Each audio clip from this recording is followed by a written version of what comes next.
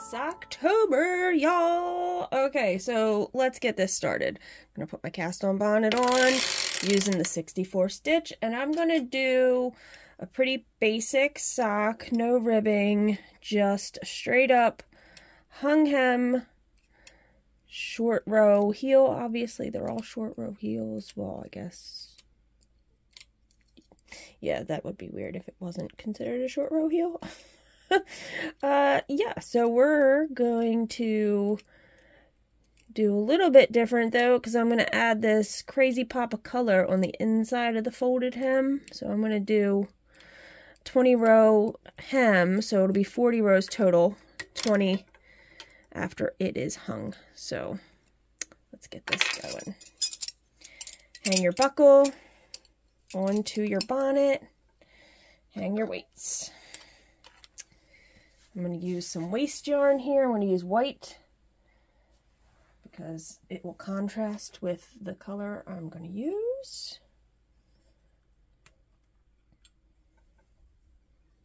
I have a slotted yarn carrier. That is not what comes with the machine, but you can order one separately. So you crank partially forward so you expose the rest of your needles. And you hang the rest of your bonnet.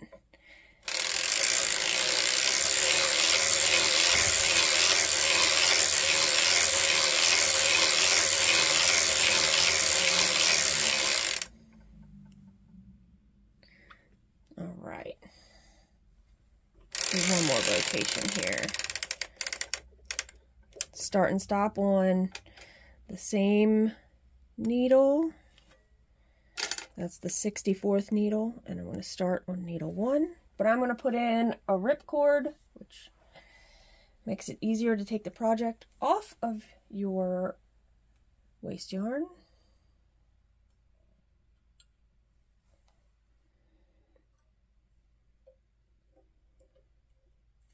Add that in. Crank one row. That's all you do. One row with that.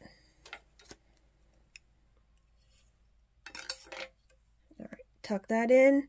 I'm going to use this yarn for the inside of the hung hem, and I'm going to be using some Felici. This is the color, oh, it's on the front, sorry, Speed Racer. I already have one on a cone, so we're going to put that one away. Since I want this to kind of pop over the hung hem, I'm going to do 25 rows and change color, and then I'll do 15 rows to get a total of 40. Let's reset my counter, and then crank. Why am I getting stuck here? There we go. All is good.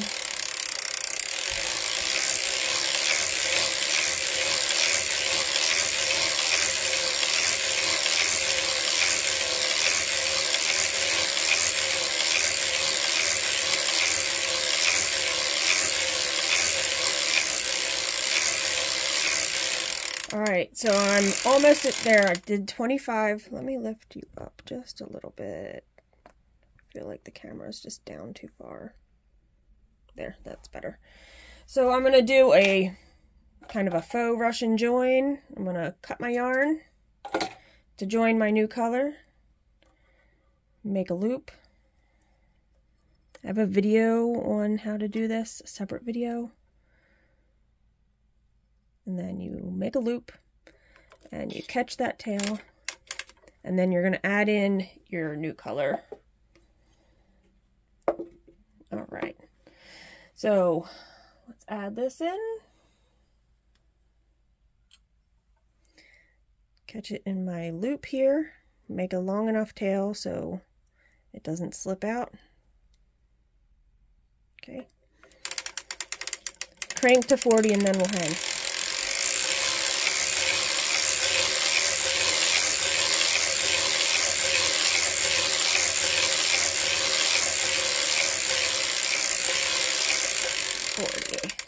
Stopping close to the front, but not getting to those needles. So that's where I'm going to start.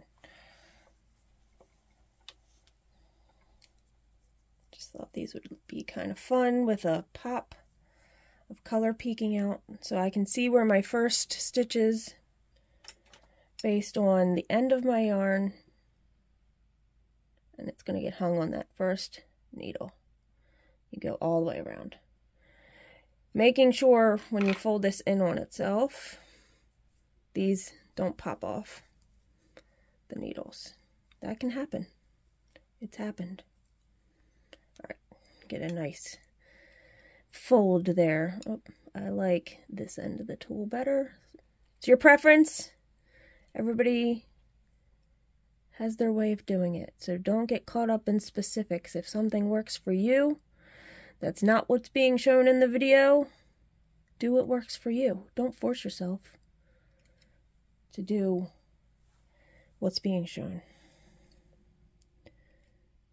All right. I do a lot of hung hem socks, honestly. I have a ribber. I like it.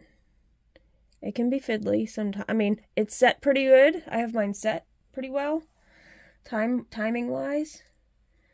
But I don't know. I really like making fast socks, and ribbing isn't the fastest way to go. Not that it's slow, but it's slower. So I can hang a hem and make a cuff on a sock a lot quicker than I can by switching out all my needles for ribber needles and putting the dial in, etc. And so I do a lot of hung hems. You'll probably see that in these videos. I just like it. It fits well. My husband really likes a hung hem. He says that the ribbed ones, he feels like sometimes slide down. He's got a couple pair. All right, put your buckle back on because you can't get to these stitches until you do that. Put your weight on. Hold this pocket of fabric here because the weight is not distributed onto those needles. I crank around pretty far so I can hold my weight with my legs. And then I kind of hold it up so I'm not having to pull that stitch real far. So if you're just doing it from letting it hang down there, you're pulling really far. Like, you're making that stitch a lot longer.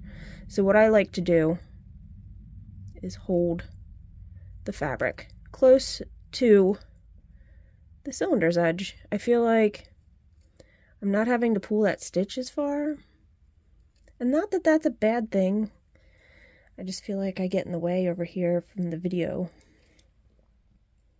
Wish I had a better setup for videoing, like 2 different cameras. That'd be awesome. But I don't, so this is what we do. All right. And then find that first stitch, that last stitch I should say. That's the first stitch. Right there. All right. Pull that nice and tight. Let that weight drop back down. I'm going to do 80 on the leg, and then I'll do my heel.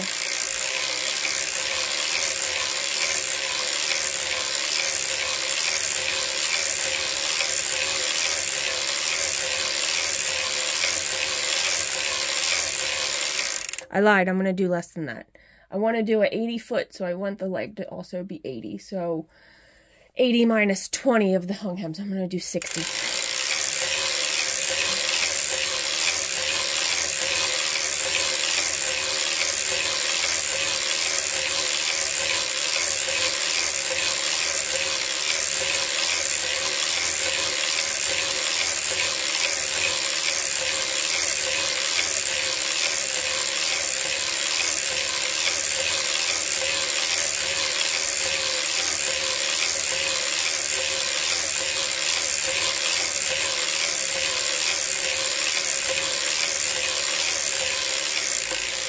Stopping at the front of your cylinder or the 6 o'clock mark. That always, I've been having some issues. Okay, there we go. It wants to stick on this side. I gotta probably oil it. That's probably what I have to do. All right, so we're gonna do a regular heel, half-half, meaning half of the needles are coming up on one side and the other half are gonna be the heel. So half are gonna come up out of work. This is your, oh gosh, I forget every time. your crescent tool, and you lift up half your stitches. Half and half. Now this will break up your stripes because you're using the yarn on the heel, so it'll break up the stripes on the top of the foot. That's your preference. You can change colors. We'll do a video on that, changing color for heels. I have some already, but it's Socktober. So for the first pass, I always put the first needle down on each side, crank to the back. Now the most important part is putting your heel spring on, unless you crank with the heel spring on. Some people crank with it on. I don't. Sometimes I do for certain projects. I lifted 2 on this side, and everything I do on this side, I'm going to do the same on this side. So crank around. Lift 2. Crank around. Lift 1. Now I'm just going to keep lifting 1. Eventually, I'm going to have to put heel weights on, because these stitches are not going to want to go down in the front. I'm just going to give it a nice little pull from underneath.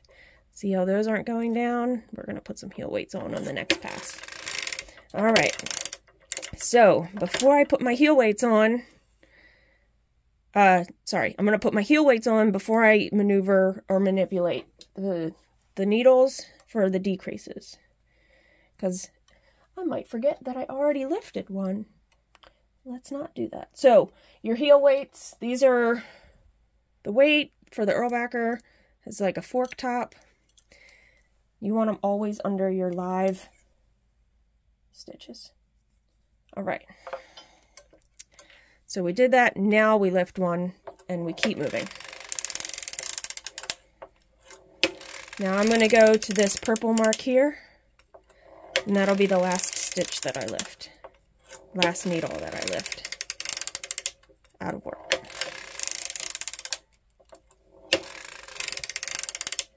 Decrease 1. Lift 1 to decrease. Lift 1 to decrease. My yarn is not going back down. Let's move that weight. Move that one in.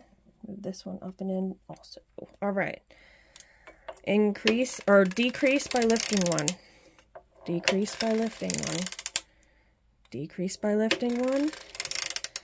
All right. This will be the last 2. Decrease by lifting 1. I'm going to decrease on this side, but I'm going to increase 2 on this side. This is called the 1 up, 2 down method. So 1 up, 2 down. Crank. So you're technically still increasing 1 stitch. 1 up, 2 down. I am going to move my weights again. If you get really good at it, you don't have to move your weights as much. All right, so now I'll move my needles around. All right, 1 up, 2 down. I do the same thing practically for the toe. You just change 1 step at the end. 1 up, 2 down, making sure your latches are always open or you'll drop a stitch. And recovering a dropped stitch where you increase and decrease, no fun. 1. Up 1. I'm going to do this all the way back around till my halfway marks. Down 2. Up 1, down 2. Up 1, down 2. Let's fix these weights again one more time, because it's making a pocket of fabric where the heel is. So if you don't move and distribute the weight, it's not giving the downward pressure into your cylinder to hold all the stitches on. All right, up 1, down 2. It still isn't really placed correctly because it's not properly pulling that down. Okay, up 1, down 2. Also, I get nervous when I do this. Not really in front of people, but I'm in front of you guys, and I'm not editing. So, we're going with it. All right, so this would really, this is the second to last pass. So, We're going to up one. These are the last two. Remember, we had put one down extra. So really, I guess it's not a half-half heel when I'm doing that. But when I come back, I'm putting one up. So I feel like this helps with any holes. So one up. I can technically put two down, but I'm not going to go all the way around yet.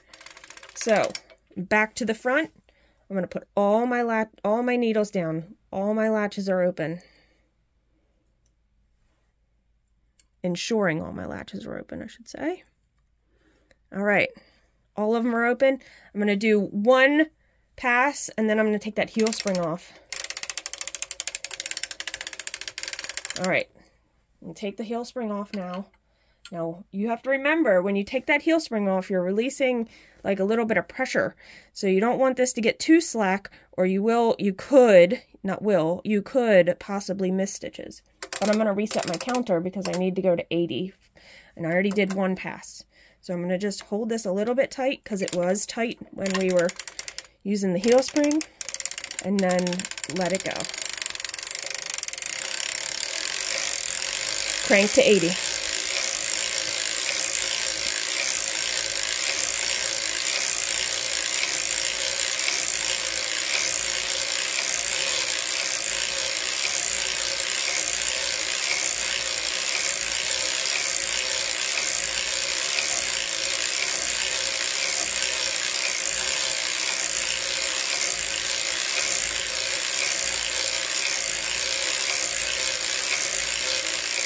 Alright, so my bottom weight is getting pretty far down, and I need to move it, and my heel is down far enough that I can get my buckle onto my heel. So we're going to move that buckle up to where the heel is, because you don't want to have that extra bit of fabric hanging out from the heel.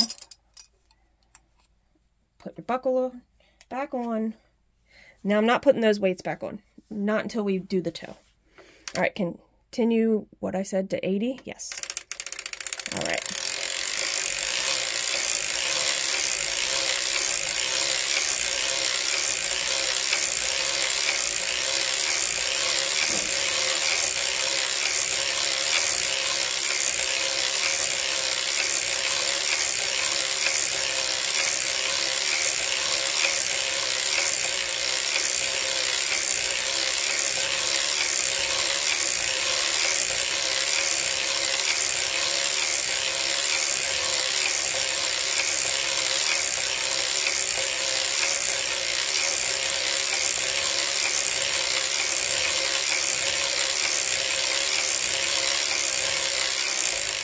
And stopping in the front. Dang, every time. It does not like stopping at that spot. Every time. Crescent tool. You will disrupt your stripes on the toe, on the top of your toe, because when you are kitchening, let me just show you real quick on a sock. Your heel is on the back. Sorry, camera's really close. Your heel's on the back, and when you're cranking the toe, you're doing the heel or the toe also on the bottom of the foot. So you're going to Kitchener this line here. This is what gets Kitchenered together. So you're doing short rows to decrease, short rows to increase, and you're Kitchenering across the top of your toes, not across the end of the toe, end of the foot. Just so you know that. You can do your heel and your toe on the back side of your machine, which won't disrupt the striping sequence. So it will still disrupt it. I lied. The toe you can do opposite. The heel, it'll still disrupt the stripes. But if you do the toe on the back side, then the top of the toe has the increases and decreases. And it looks pretty. If you care about looking pretty. Alright, so same thing, except for the toe, I don't put the extra stitch down. Crank to the back. Heel spring. I guess it's technically the heel toe spring. I don't know. Alright. One up and crank. Now you're decreasing one stitch on every side. I'm going to put my weights on soon because this side is popping up already. Let's do that right now. One in the middle, one on each side, under the stitches that are still being knit. All right, increase or decrease one by lifting.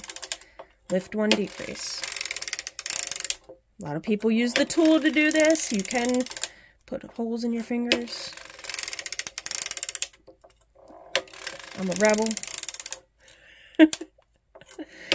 You go till you hear that last click.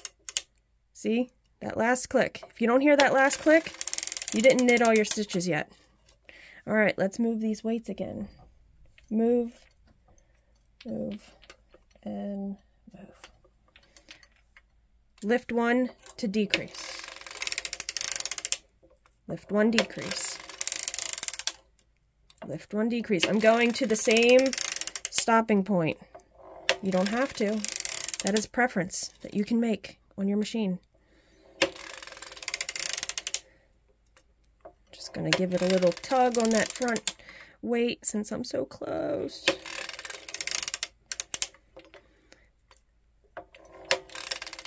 All right, ready? Same thing. One up, two down method. Making sure latches are open. All right, I'm gonna fix my weights though, because I shouldn't have to pull on them. Shouldn't have to pull on your weights.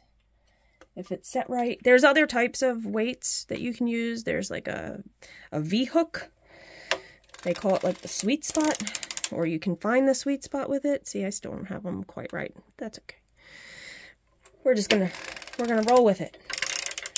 All right, one up, two down. One up, two down. You can kind of just push those stitches down.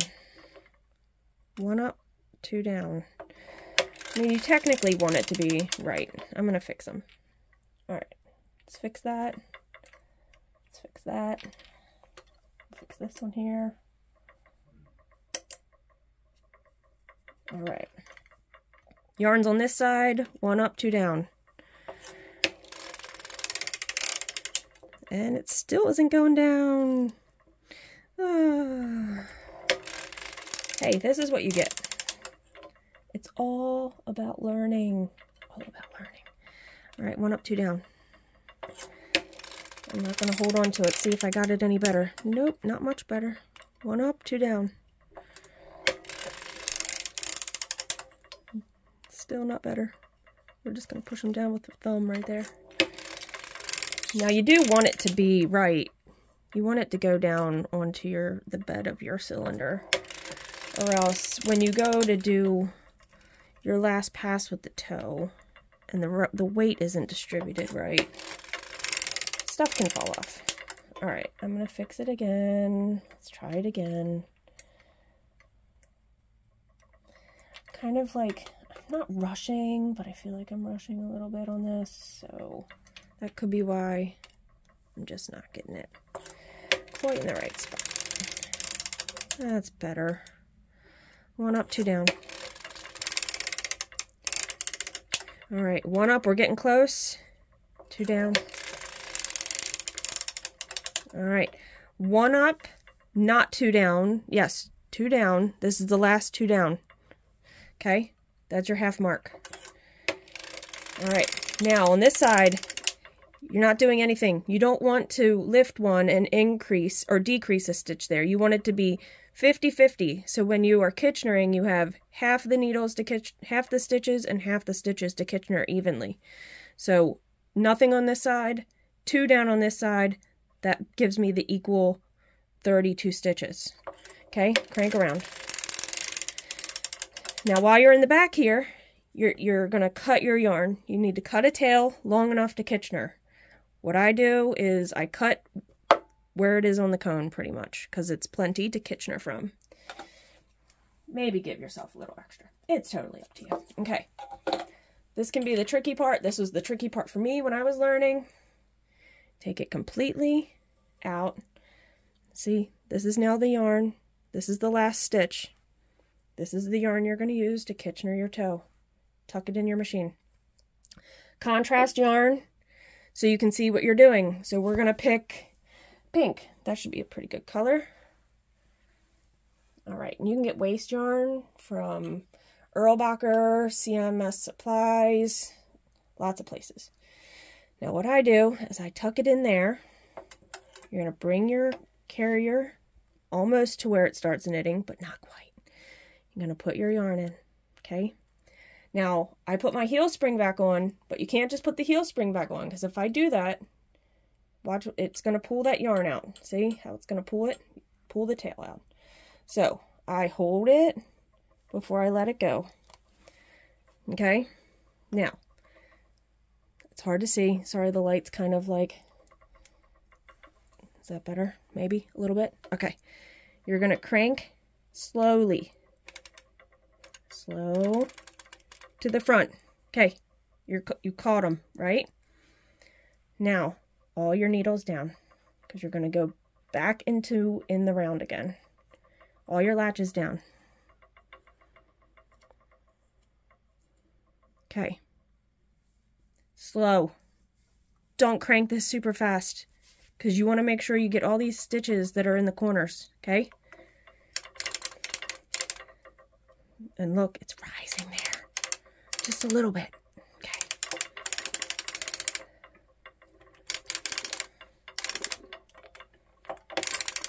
Oil your machine coil. Alright. I'm going to take the heel spring off. You don't need it anymore. Okay? Hold the yarn a little taut, like I said, to get it going. Then let it go. Then let it naturally go.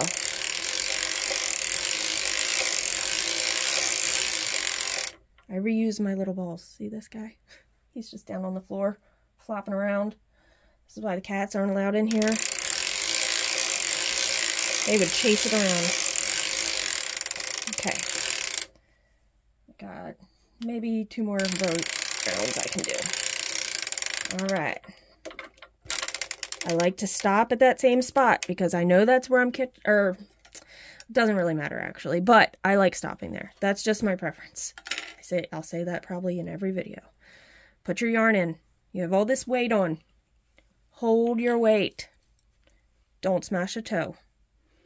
Crank off. Okay. Now get your weights off. And then we'll show you the results. All right. Let me move this so I'm not hitting my machine. Okay. Bonnet, waste yarn, fishing cord. There's the start. Go to the opposite side. Grab your tool. Grab a leg. Pull.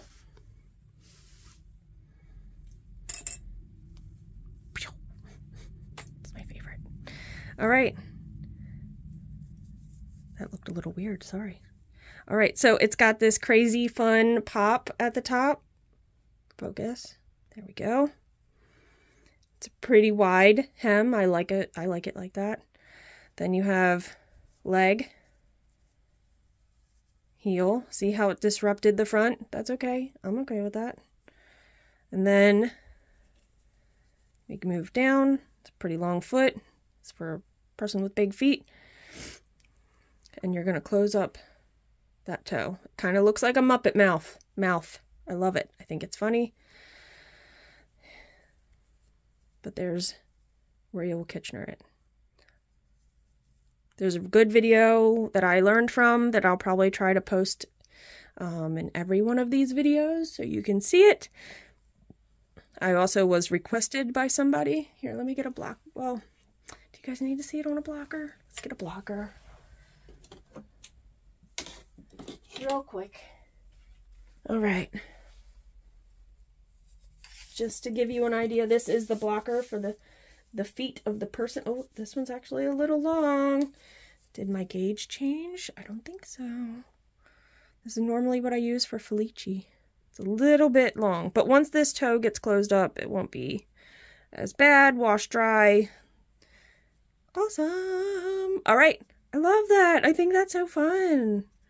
And you have no maintenance to do on the inside except trimming any little tails from where you change the color. because they're tucked in there. They're not going anywhere. All right, happy Socktober, y'all, and I'll see you in the next video.